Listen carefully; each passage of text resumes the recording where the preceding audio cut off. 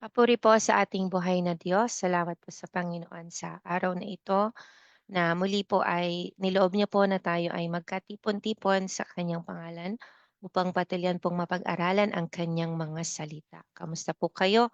Nawa po ay mabuti po at nasa mabuting kalagayan po ang bawat isa sa atin. Mabuti po ang ating Diyos. Amen. Purihin po ang ating Panginoon. Tayo po ay manalangin. Ama, maraming maraming salamat po sa panibagong araw na ito na ipinagkaloob mo po sa amin. Salamat din po sa panibagong book na aming tuloy-tuloy na napapag-aralan. Ito pong Book of Deuteronomy.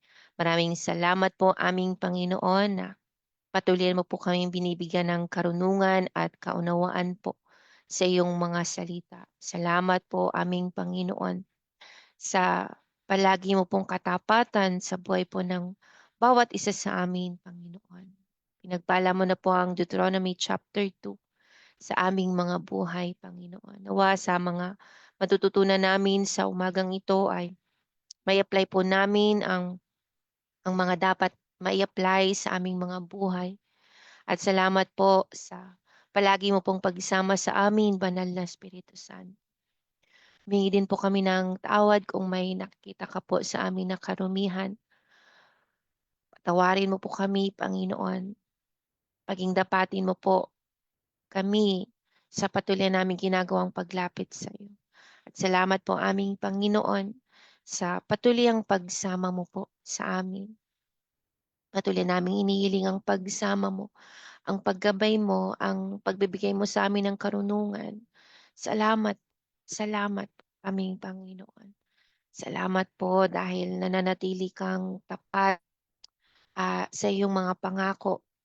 Kaya patuloy namin itong pinanghahawakan sa aming mga buhay. Salamat po aming Panginoon sa Deuteronomy chapter 2. Puri sa iyo, pagluwalhati sa iyo, sa pangalan ni Jesus. Amen. Amen. Mali po ay mapagpalang araw po sa ating lahat. Dito na po tayo sa Deuteronomy chapter 2. Ang pamagat nga po is God directed His people. So dito po natin makikita na mula pa sa simula, no po, talagang ang Panginoon na po ang naging leader ng bansang Israel. No po? Ang Diyos ang nagsasabi kung kailan sila aalis. Ang Diyos din ang nagsasabi kung saan sila pupunta. At ang Diyos din ang nagsasabi kung hanggang kailan sila mamamalagi doon sa place na pinagpuntahan sa kanila ng Panginoon. So talagang si Moises ang patuloy niyang kinakausap para po sa mga direction na ipinagkakaloob niya po sa mga Israel. At talagang visibly, kasama nila ang Diyos. Amen? Yun yung pinakamahalaga dun sa buong journey po ng mga Israelita. Kasama nila ang Diyos. Sa panggitan nga po ng pillar of cloud, di po ba, sa umaga, and pillar of fire naman po sa gabi po, para makakapag-travel sila anytime of the day.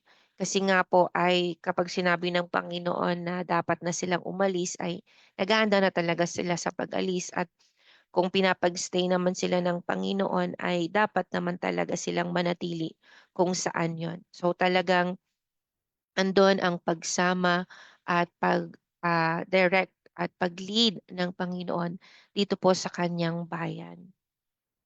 Basahin po natin ang tuloy-tuloy na katapatan ng Panginoon sa mga Israelita. Sabi po dito, tulad ng utos sa akin ni Yahweh, nagbalik tayo sa ilang tungo sa dagat na pula. Matagal din tayong nagdakbay sa kaburulan ng Seir. Pagkatapos sinabi sa akin ni Yahweh, matagal na rin kayong nagpapaikot-ikot sa kaburulang ito. Ngayon, lumakad na kayo papuntang Hilaga. Dadaan kayo sa Seir, ang lupain ng mga kamag-anak ninyo, ang lahi ni Esau. Takot sila sa inyo, ngunit mag-ingat pa rin kayo. Huwag ninyo silang kakalabanin, sapagkat kapraso man ang lupain nila'y hindi ko ibibigay sa inyo. Binigay ko na sa lahi ni Esau ang kaburulan ng Seir. Bibilhin ninyo ang pagkain at inuming kukunin ninyo. sa kanila. Pinagpala kayo ni Yahweh sa lahat ng inyong ginawa at hiniwalayan sa inyong paglalakbay sa ilang. Sa loob ng 40 taon, hindi kayo nagkulang sa anumang bagay po. So, as God directed His people and as they obeyed the Lord, His commandments, ay talagang makikita at nakita ng mga Israelita, no po, yung pagsama ng Panginoon, na talagang hindi sila nagkulang sa anumang bagay po. Ito man ay pagkain, ito man ay sa kanilang pananamit, sa kanilang mga panyapak, no po, hindi sila nagkulang. Nag-provide ang Panginoon ng manna from heaven. Nag-provide ang Panginoon ng meat. Nag-provide ang Panginoon drink. No po, talagang hindi po nagkulang ang mga Israelita sa lahat ng bagay o sa anumang bagay sa loob ng 40 taon. Pero nakita natin na talagang may mga pagtuturong ginawa ang Panginoon sa mga Israelita po, na talagang hindi puwedeng palagpasin ng Panginoon ang katigasan ng kanilang mga ulo po. Talagang tinuruan sila ng Diyos po. Grabe pong provision ng Panginoon. Sabi nga po dito sa Deuteronomy 29:5-6, 40 taon akong nanguna sa inyo sa ilang. Hindi kailanman nasira ang inyong kasuotan, ni napudpod ang inyong sandalyas. Wala kayong pagkain o inumin, ngunit binigyan kayo ni Yahweh upang malaman ninyong siya ang ating Diyos. Amen. Po, imagine, talagang kontrolado ng Diyos ang lahat ng bagay, as in lahat ng bagay. Imagine, no, maging yung mga kasuotan ng mga Israelita hindi nasira. And yung kanilang mga panyapak, hindi ito napudpod. Imagine, for 40 years. Oh, for 40 years. Imagine that, kapatid. Imagine that. Di lang pagkain o inumin ang provide ng Panginoon, kundi maging ang kanilang mga personal na pangangailangan like pananamit at panyapak, kasi syempre disyerto po yun po. So talagang kailangan ng mga Israelita ng mga sandalyas na ito. Ano nga po, mga kapatid? Grabe po, no, yung provision ng Panginoon. Talagang hindi sila nagkulang sa anumang kanilang kinailangan all throughout those 40 years. Kaya dumaan lamang tayo sa kanilang lupain at nagpatuloy sa paglalakbay palayo sa Araba, Elat at Ezion-Geber. At tayo ay napunta sa ilang ng Moab. At sinabi sa akin ni Yahweh, huwag rin ninyong guguluhin o sasalakayin ang mga Moabita, sapagkat kapiraso man ng lupain nila ay hindi ko ibibigay sa inyo. Ang lupain ng Ar ay ibinigay ko sa lahi ni Lot. Di po ba ang mga ito ay galing po sa lahi ni Esau?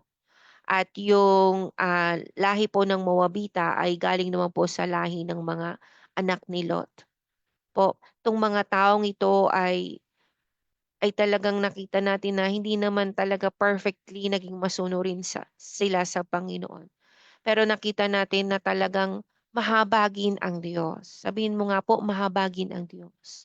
Po, naging mahabagin pa rin ng Diyos sa lahi ni Iso, sa lahi ng mga Moabita. Ang dating nakatira roon ay ang mga Emita. Marami sila at malalaki ring tulad ng mga higante. Tulad ng mga higante, kilala rin sila sa tawag na Rephaim. Ngunit Emita ang tawag sa kanila ng mga Moabit. Dati nakatira rin sa Seir ang mga taga-Hor, ngunit pinuksa sila ng mga anak ni Iso, at sila ang nanirahan roon. Tulad ng ginawa ng mga Israelita sa lupaing ibinigay sa kanila ni Yahweh. Ngayon, ngay magpatuloy kayo. Tumawid kayo sa batis ng Zared. At ganoon nga ang ginawa natin. 38 taon ang nakalipas mula nang umalis tayo sa Kades Barnea hanggang sa pagtawid. Kasi di po ba dito sa Deuteronomy talagang ginunita po ginunita ni Moises yung mga naging kabutihan ng Panginoon sa kaniyang bayan. Opo. At dito nga, itong time na sinasabi ito ni Moises, lumipas na yung 38 taon. Po, mula nang nakaalis sila sa Kadesh Barnea hanggang sa pagtawid natin sa Zared. At itong puntong ito ay nasa ano, ah, papatawid na po sila sa Ilog Jordan. Itong puntong to po. Po. So tulad ng isinumpa ni Yahweh, walang natira sa mga mandirigma ng salinlahing iyon. Patuloy silang nilabanan ni Yahweh hanggang malipol silang lahat. Nang wala na ngang natitira sa mga mandirigma ng lahing iyon, sinabi sa akin ni Yahweh, ngayon ay tumawid kayo sa Ar, sa hangganan ng Moab. Pagdaan ninyo sa lupain ng mga anak ni Amon, huwag ninyo silang guguluhin o didigmain, sapagkat kapaso man ng lupa nila hindi ko ibibigay sa inyo. Binigay ko na iyon sa mga anak ni Lot. Yes, galing din po yung mga Amonita, galing din po sa mga anak ni Lot. Kung matatandaan po natin yung dalawang babae po na anak ni Lot. Ang lupaing iyon ay dating sakop ng mga Rephaim, na ang tawag ng mga Amonita ay Zamzumim. Marami rin sila at malalaking tulad ng mga higante. Ngunit, pinuksa sila ni Yahweh. Kaya't itinaboy sila ng mga Amonita upang ang mga ito ang tumira roon. Gayon din ang ginawa ni Yahweh sa lahi ni Iso. Nang ang mga ito'y magpunta sa Seir, itinaboy niya ang mga taga-Hor at ang lahi ni Iso ang nanirahan roon. Ang mga taga-Awim naman sa Gaza ay tinaboy ng mga taga-Kaftor at sila ang tumira roon. At doon ay sinabi ni Yahweh, magpatuloy kayo, tumuwid kayo sa ilog Arnon. Mabibihag ninyo si Sihon, ang hari ng Amoreo sa Hesbon, at masasakop ninyo ang kanyang lupain. Kaya't simulan na ninyo ang pagsakop sa lupain niya. Dahil sa gagawin ko ay matatakot sa inyo ang lahat ng bansa sa daigdig. Mabagit lamang kayo'y manginginig na sila sa takot. Po, nakita natin na talagang direkta ang mga instruction ng Panginoon. Kung tatawid na sila, kung magstay pa sila, kung lalaban na sila, ano po, talagang ipinapakita ng Panginoon dito yung pagsama niya po sa kanyang bayan. At sabi nga po, dahil sa gagawin ng Panginoon, matatakot ang mga karatig bansa, ang mga bansa sa daigdig sa mga Israelita dahil sa Panginoon. Kaya nga sabi dito sa Hosea 2:11, no po, dito po kasi ay dito po kasi ay na-meet po ng mga Israelita si Rahab. Kung matatandaan po natin, nag-send po si Joshua ng spy sa Jericho, no po. At dito na-meet po ng dalawang espiyang ito. Okay po. Nang na-meet po ng dalawang espiyang ito si Rahab. Si Rahab po ay isang babaeng patotot pero ginamit siya ng Diyos. Po, sabihin mo nga ginamit ng Diyos. Po, kaya nga mga kapatid, kahit sino ay pwedeng gamitin ng Panginoon. Amen. Po. So dito, kinuwento ni Rahab kung bakit niya tinulungan ang dalawang espiyang ito na mula sa Israel. Kahit yes, kalaban nilang mga Israelita pero tinulungan niya sila. Kasi sabi niya, alam kong ibinigay sa inyo ng Panginoon ang lupaing ito. At labis ang pagkatakot ng mga tao rito sa inyo. Po, nabalitaan nila na pinatuyo ng Panginoon yung dagat na pula. Nang ilabas sila ng Panginoon sa Ehipto, nabalitaan yon ng mga taong ito. Nabalitaan din nila yung mga ginawang pagtatagumpay ng Panginoon na pinagtagumpay niya ang mga Israelita laban po sa mga hari po ng mga Amoreo. Nabalitaan nila. Kaya ang sabi ay, natakot kami nang mabalitaan ito at naduwag ang bawat isa sa amin dahil sa inyo. sapagkat si Yahweh na inyong Diyos, ang Diyos ng langit at ng lupa. Po. So talagang totoo magsalita ang Diyos. Sabi mo nga, kapag ang Diyos ang nagsalita, totoo ito. Po. Talagang kapag ang Diyos ang nagsabi, talagang mapagkakatiwalaan mo ito. Kapag ang Diyos ang nagsabi. Po. Kapag ang Diyos ang nagsabi. Grabe po, no? Talagang kinilala ng mga taong ito na ang Diyos ng mga Israelita, ang Diyos ng langit at ng lupa.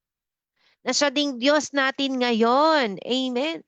Siya ding Diyos natin sa ating kapanahunan ngayon. Purihin ang ating Panginoon. Amen. Sa pagpapatuloy po ng pag-aalaala ni Moises sa mga katapatan ng Diyos. Sabi dito, at mula sa ilang ng Kedemot, nagpadala ako ng sugo kay Haring Sihon na taga Hesbon upang mag-alok ng kapayapaan. Makikiraan kami sa iyong lupain. Hindi kami lilihis ng daan. Babayaran namin ang aming kakainin at iinumin. Kung maaari, paraanin mo lamang kami tulad ng ginawa ng mga anak ni Iso sa Seir at ng mga Moabita sa Ar.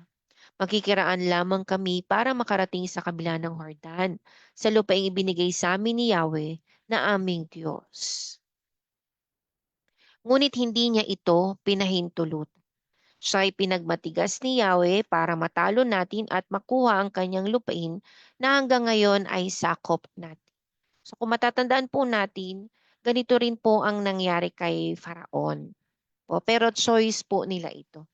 Po, never po, hindi po pwedeng mag-isip ng masama ang Panginoon.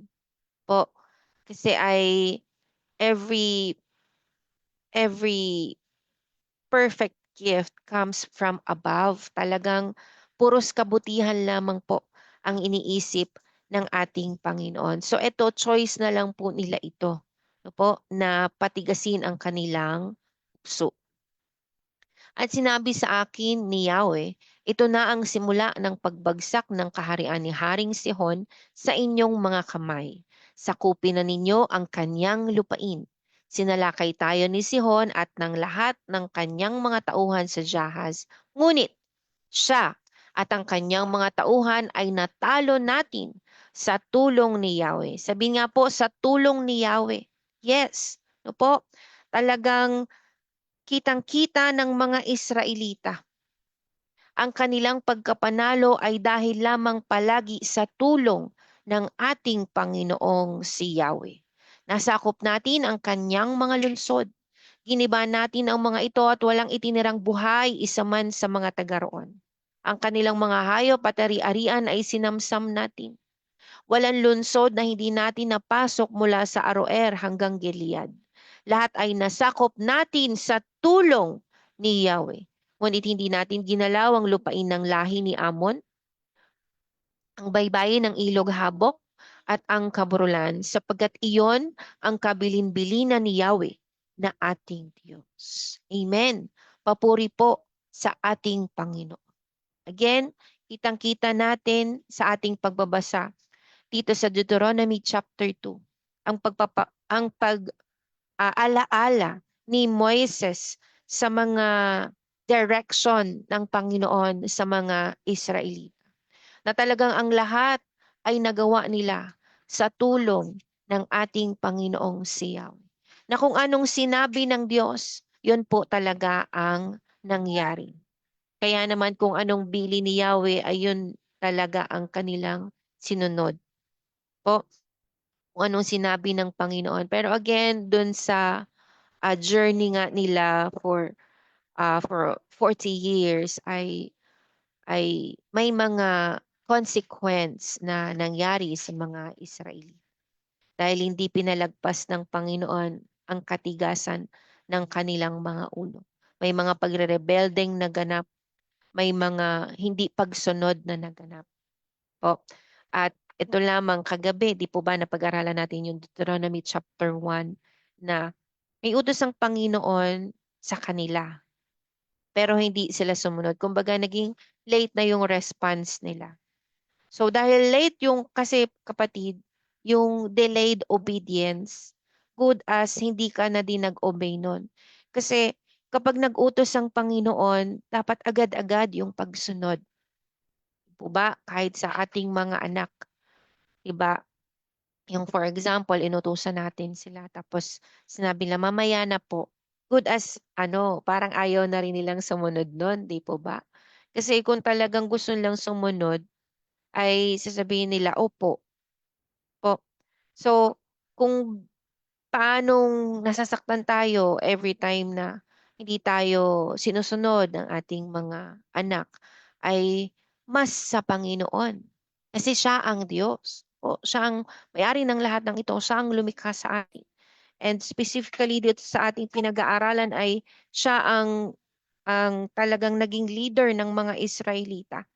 Po, yes, ginamit niya po si Moises, pero siya talaga yung nagli-lead sa mga Israelita kasi si Moises naghintay siya ng direktiba mula sa Panginoon. At kapag nagsalita na ang Panginoon kay Moises, kapag may direksyon na, ibababa niya naman ito sa mga Israelita. So talagang ang Panginoon mismo ang nag-direct sa kanyang bayan. O, so kaya talagang uh, ayaw ng Diyos ng delayed obedience. Opo.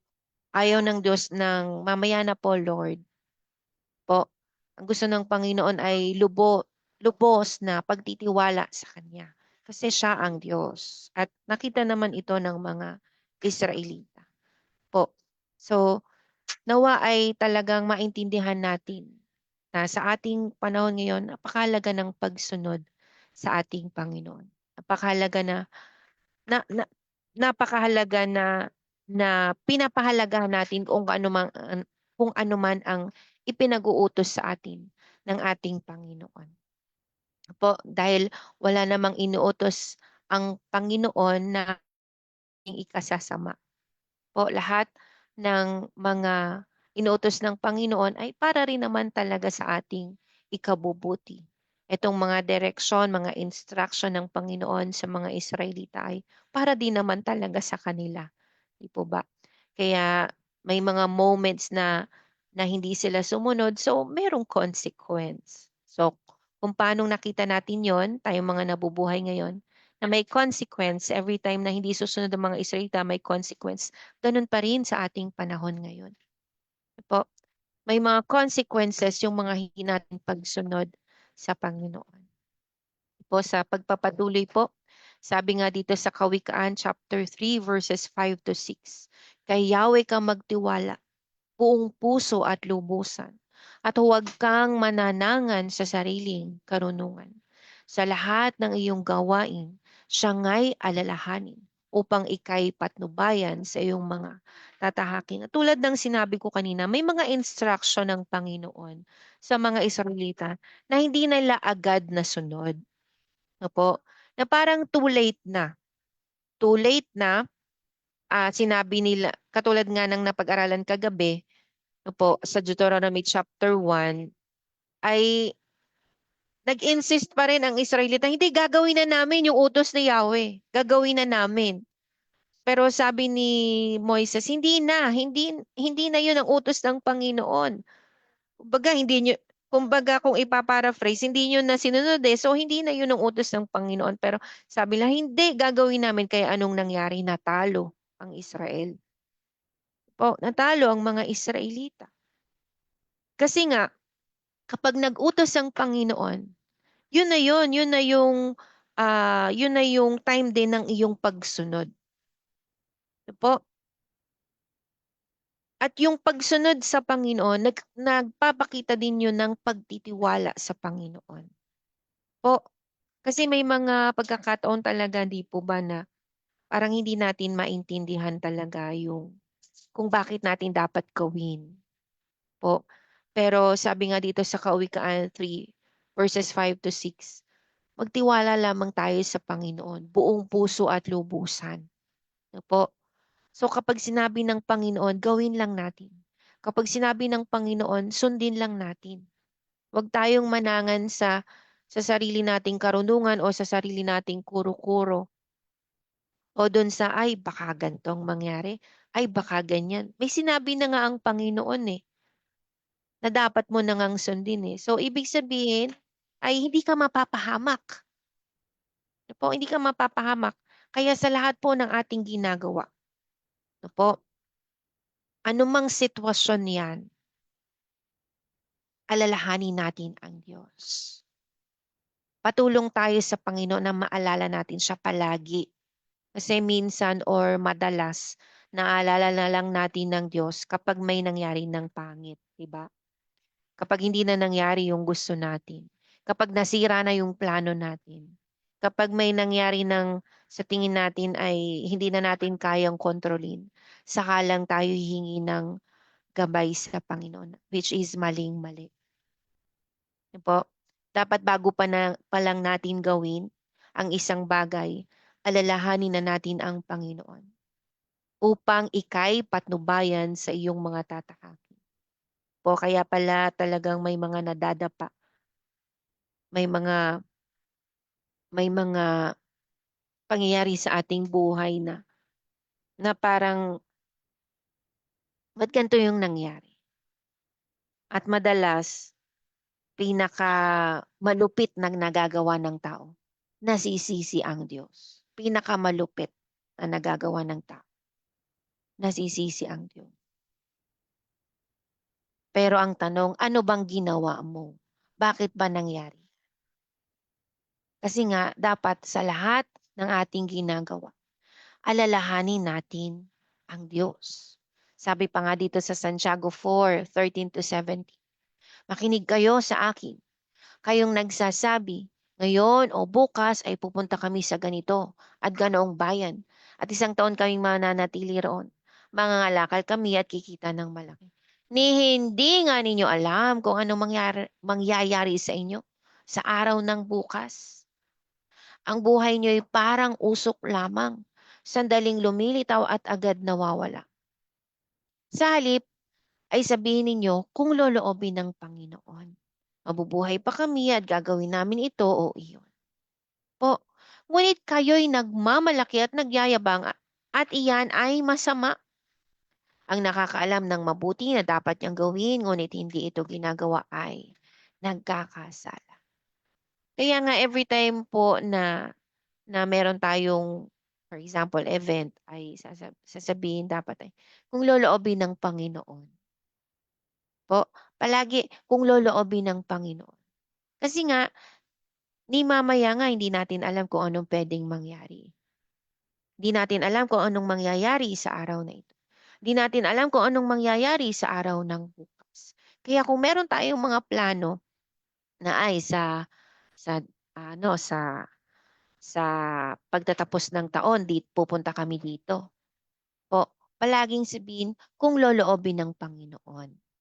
Po, mas maigi na 'yon po kung loloobin ng Panginoon.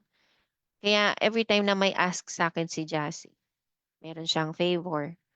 Sabi ko, anak, kung loloobin ng Panginoon, mag-pray ka. No? Palagi mag-pray. Kasi nga, nagmamalaki tayo at nagyayabang kung sasabihin natin na, oh, sa isang taong ganito nang mangyari, ganyan nang mangyayari. Kasi hindi nga natin alam kung anong mangyayari sa araw ng bukas. So, paano mo masasabi yung mangyayari sa isang taon? Eh, paano kung kunin ka na pala ng Panginoon? Ano po? Paano kung loobin pala ng Lord na may magkasakit o di hindi mangyayari yung plano po. Kaya nga palagi alalahanin ng Panginoon sa bawat gagawin, sa bawat paplanuhin, alalahanin ng Panginoon. At kung loloobin ng Panginoon, ito ang mangyayari. Again, ang nakakaalam ng mabuti na dapat niyang gawin ngunit hindi ito ginagawa ay nagkakasala. Kaya nga po, maraming consequence din ang nangyari po sa mga Israelita. Kasi nagpakita na ang Diyos ng himala. Nagpakita na ang Diyos na talagang God is their provision.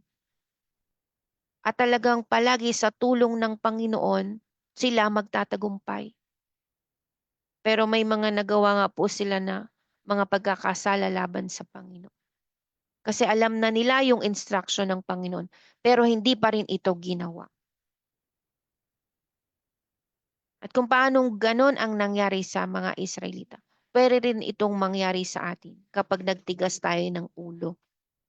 Kapag alam na natin ang salita ng Diyos, pero hindi pa rin natin ito ini-apply sa ating mga buhay, pwedeng pong nagkakasala na tayo.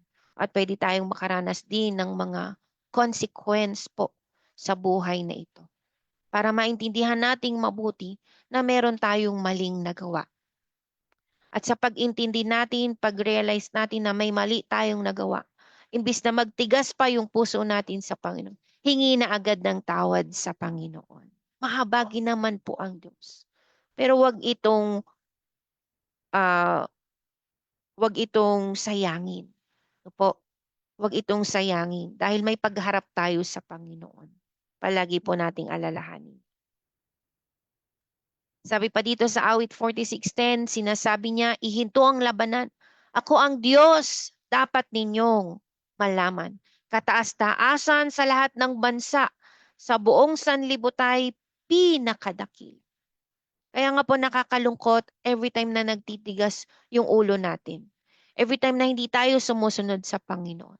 Every time na may sinasabi ang salita ng Diyos pero iba yung ginagawa natin. You're playing as if like ikaw ang Diyos sa buhay mo. Pero dapat nating malaman sa araw na ito at sa mga darating pang araw na siya lang ang Diyos. Ito po. At talagang dapat siyang sundin. Nawa ang banal na pagkatakot na ito natin sa Panginoon ay magdulot talaga ng pagsunod. Ano po? Yung lubusang pagsunod sa Panginoon.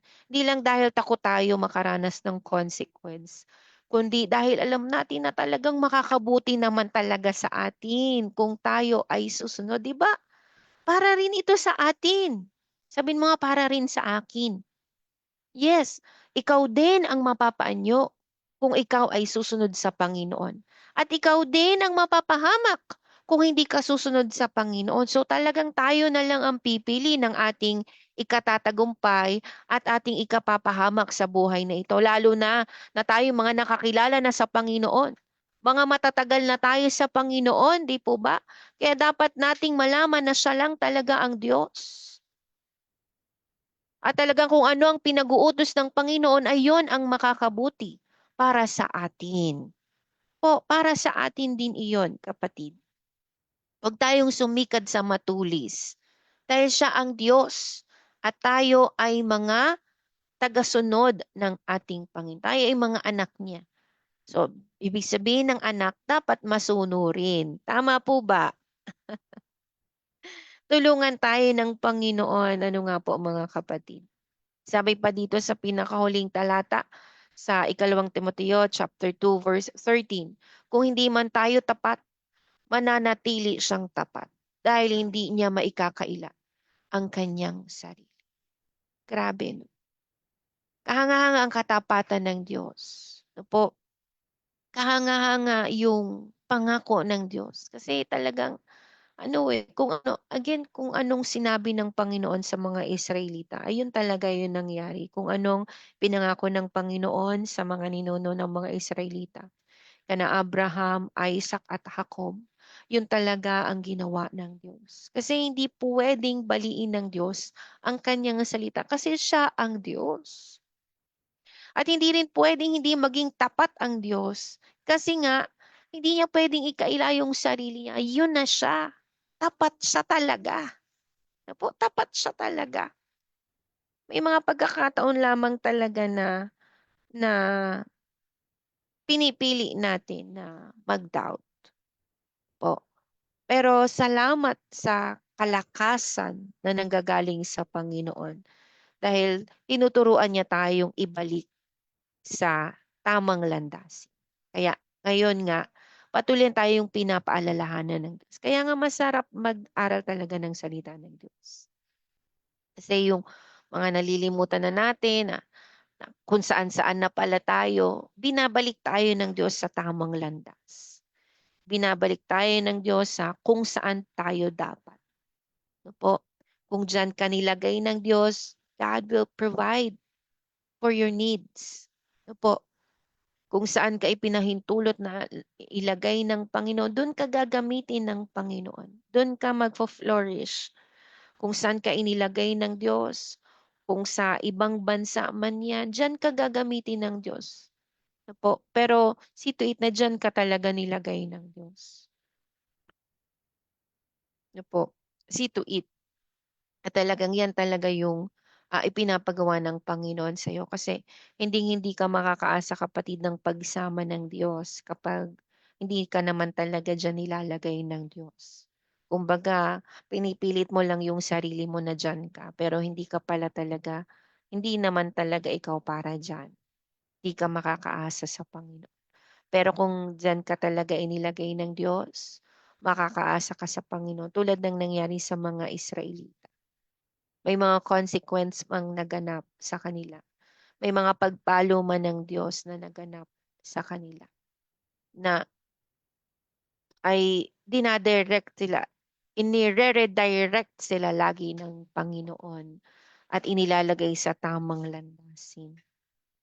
No po, binabalik sila ng Panginoon at talagang hindi sila nagkukulang sa kanilang mga pangangailangan.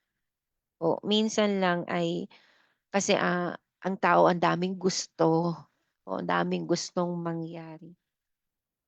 So, learn to be content kung anong binigay ng Diyos, matutong magpasalamat sa mga inaasam pa natin, sa mga prayer request pa natin, sa mga dine-desire pa ng ating puso ay matuto pa ring hilingin ito sa Panginoon at matutong maghintay sa Panginoon. Kung hindi niya man ito ibigay ay matuto pa ring magpasalamat sa Panginoon.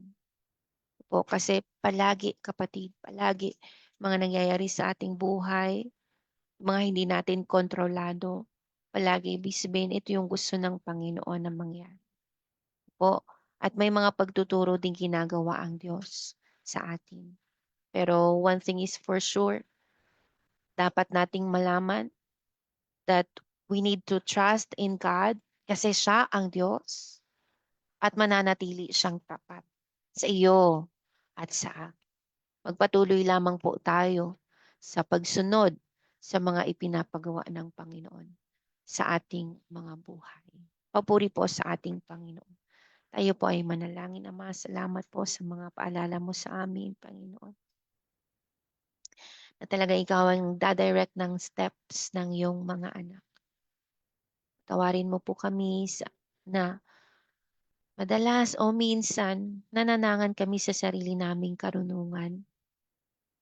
Patawarin mo po kami, Panginoon, na pinapangunahan ka namin. Tawarin mo po kami. Tawarin mo po kami sa mga pag-aakala namin na kasama ka namin pero hindi naman pala.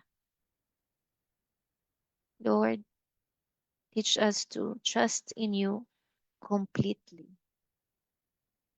Completely, Lord. Even sa mga pagkakataong nahihirapan kaming magtiwala. Salamat po.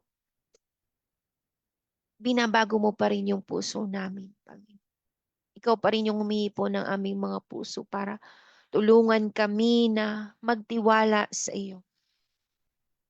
Magtiwala sa iyo. Umasa sa iyo.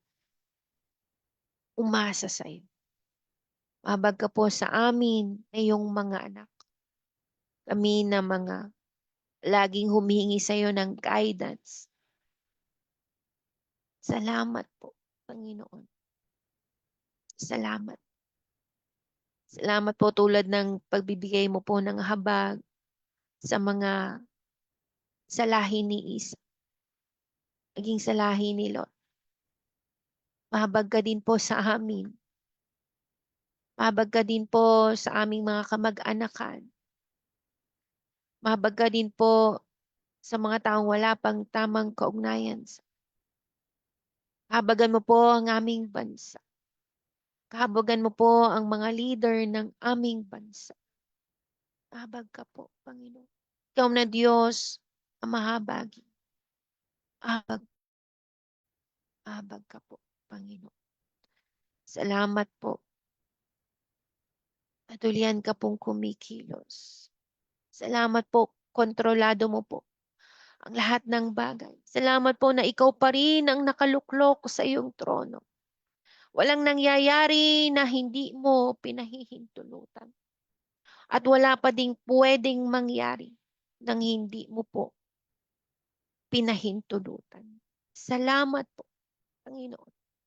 Salamat po. Tulungan mo kaming tumingin sa iyo. Tulungan mo po kaming magtiwala sa iyo ng buong puso. Manangan kami sa kung anong gusto mo, sa kung anong kalooban mo. Kahabagan mo kami, Panginoon. Kami na dinedirekta namin ang aming buhay. Habag ka sa amin, Panginoon, sa mga desisyon na nagkamali kami.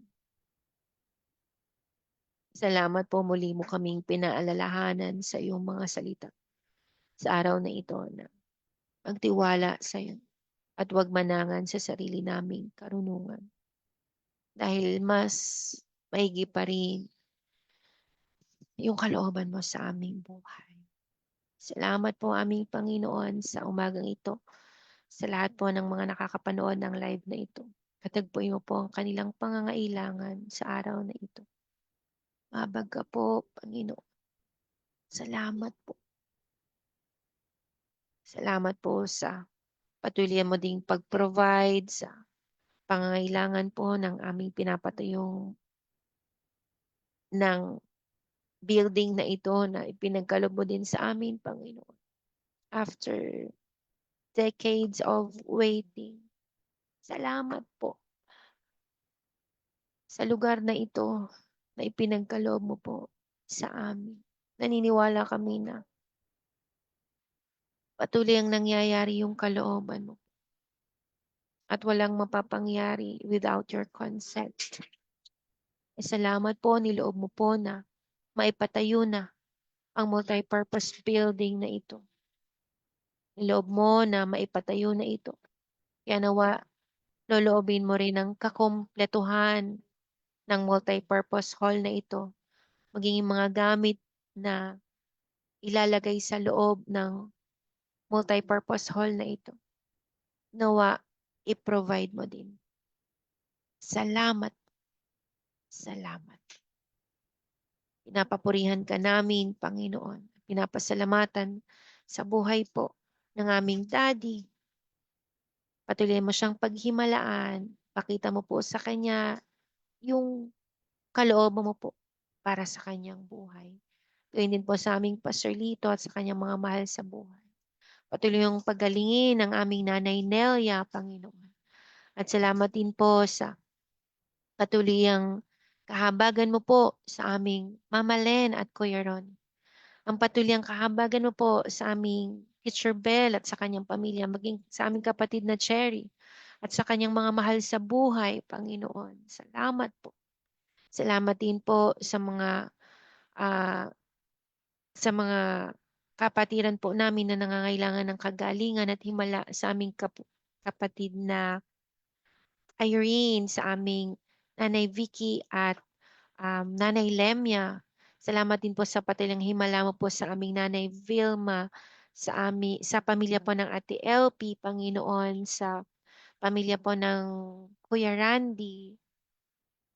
At salamat din po sa patuloy himala mo po sa aming kapatid na Hazel at Christian, maging sa mga kapatiran from other fellowship, yes, ang aming kapatid na Crazy, mga kapatiran from Apayao, salamat po sa kanilang mga buhay, Panginoon. Ang aming nanay Lorna Gayas, ang kanyang buong pamilya, ang aming ate Rosel at ang kanyang buong pamilya, salamat po aming Panginoon sa patuloy himala mo po sa iyong mga anak na ito, maging sa aming Nanay Marieta Agkis, sa iba pa pong mga kapatiran na nakakasubaybay, sa aming si Joanna, sa aming si Lovely at ang kanyang buong pamilya. At salamat po sa Panginoon sa patuloy pag-iingat po kay Michael. Purihin ka po, Panginoon. Yes, sa kamag-anakan po ng aming pastorlito na si Jersey, patuloy mo po siyang paghimalaan, Panginoon. Salamat po. Patatagin mo po maging ang kanyang pamilya, Panginoon, sa kanilang pinagdadaanan sa mga panahong ito. Lord, salamat po. Kaming lahat ay patuloy mo pong pinapatatag at pinapalakas. Buhay po ng aming Ate Carissa at ang kanyang buong pamilya. Si Deng at si Lucille, si Mike at ang kanyang buong pamilya, Panginoon. Salamat din po sa aking nag-iisang asawa at sa aming mga anak, maging sa incoming baby. Salamat po, aming Panginoon, sa bawat pagpapahintulot mo po na ginagawa sa buhay po ng bawat is purihin ka po, Panginoon. Patuloyan ka naming kilalanin na ikaw lang ang Diyos. Ikaw lang ang makapangyarihan sa lahat. Kaya sa iyo kami magtitiwala, Panginoon. Tulian mo pong kahabagan ang bawat isa sa amin, maging ang Mami Elma, Panginoon, at ang kanyang sambahayan. Papuri sa iyo, Panginoon. Magluwalhati sa iyo, aming buhay na Diyos. Salamat po sa pangalan ni Yesus. Amen. Amen. Papuri po sa ating Panginoon. Salamat po sa lahat po ng patuloy nakakasubaybay po sa ating online Bible study. Marami pong salamat sa Panginoon sa inyo pong mga buhay. Yes, sa buhay po ng ating daddy at patuloy himala nga po kay nanay, sa mga kamag-anakan po here and abroad. Papuri po sa ating Panginoon. Salamat din po sa ating kapatid na Cherry at sa inyo pong buong pamilya. Paingatan po kayo ng Panginoon dyan sa Hong Kong. At salamat din po sa ating Ate Rosel Heshada Pescasio, sa nag-iisa mo pong asawa, sa inyo pong mga anak at mga apo, sa ating Teacher Bell, kay Sir Newell, and kay Baby Noe. Loobin ng Lord na magkita-kita tayong lahat bukas. At salamat din sa ating Pastora Rose. Yes, Pastora, salamat sa payon sa buhay mo po. Patuloy ang pagpagtagumpayin kayo ng Panginoon na habang maingat niyo pong sinusunod ang kanyang kalooban para sa inyo pong mga buhay. At pagpalain din ng Panginoon na ang kongregasyon dyan po sa inyong lugar.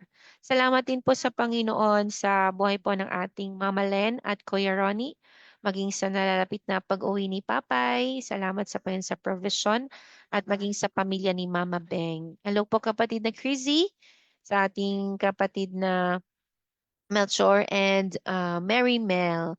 Patuloy kayong samahan ng Panginoon at salamat din po sa Panginoon sa patuluyang pagsama ng Panginoon sa inyo po. Yes, salamat din po sa Panginoon sa buhay po ng ating Nanay Gemma Pescasio, Nay. Salamat sa Panginoon sa buhay mo po, sa buhay ng ating Ate Sarah Jane Di Maisip. Patuloy po niyong kilalanin si Jesus bilang inyo pong Diyos sa tagapagligtas. Salamat din po sa ating kapatid na Angel Rasanes.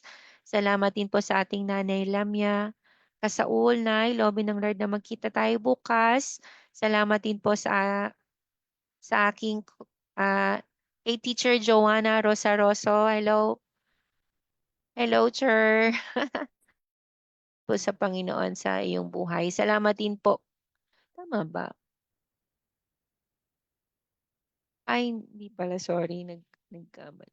Pero yes, salamat po kapatid na Joanna Rosaroso, and salamat din po sa ating kapatid na Mercy Del Carmen Lumok, mga kapatiran from Other Fellowship and from Miracle of Life. Everyday po ito at 7:30 a.m. and mga di ko po nag-greet, patawarin niyo po ako.